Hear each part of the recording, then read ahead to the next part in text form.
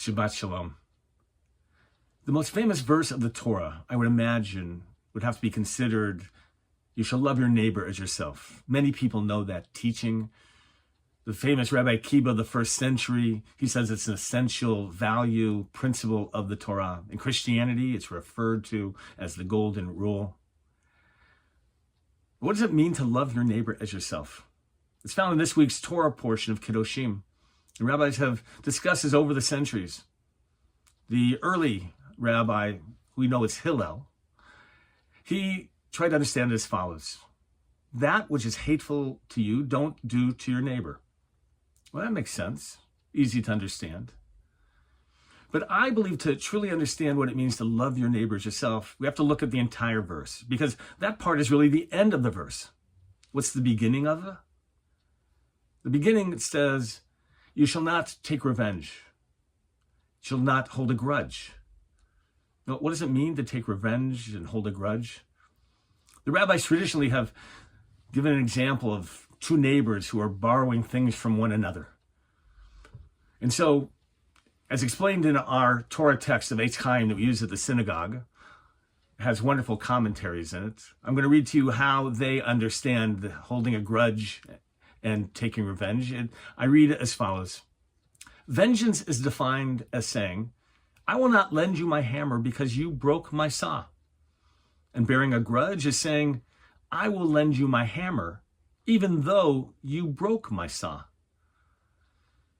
You see, what does it mean to bear a grudge or to take revenge? It means holding on to what someone did to you. It might be petty, might be a little bit more than that. But even when you say yes to that person, to hold on to it in the way that you respond means that you are holding in your heart. You're holding that pain. You're holding the moment. You're holding the interaction that occurred. Not all interactions are great. If you hold on to the bad ones, you're going to be left with a life in which you focus on the negative. I believe that these verses are trying to teach us to let go of those petty things. Let go of the way that people wrong us so that we can be wholehearted, that we can have goodness in our heart. Now, does that mean you can't rebuke people, that you can't tell them when something has been wrong, something they've done wrong? Well, the verse before the one that we are talking about, right before it in the portion, says that you shall rebuke your neighbor. When they've done something wrong, tell them. They need to know, and we need to stand up for what is right. But after you've done that, it's important to let it go. That's what this portion is trying to teach us. The portion of Kedoshim is that we need to stand up for what's right, but then when it's done, to let go, to be able to enjoy life again, to be unfettered with that heaviness of heart. Important teachings from our portion of Kedoshim, which means you shall be holy.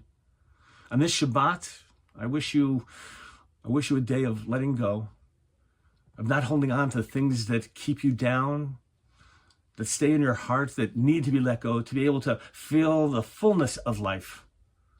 On this Shabbat, may you have a Shabbat of peace. Shabbat Shalom.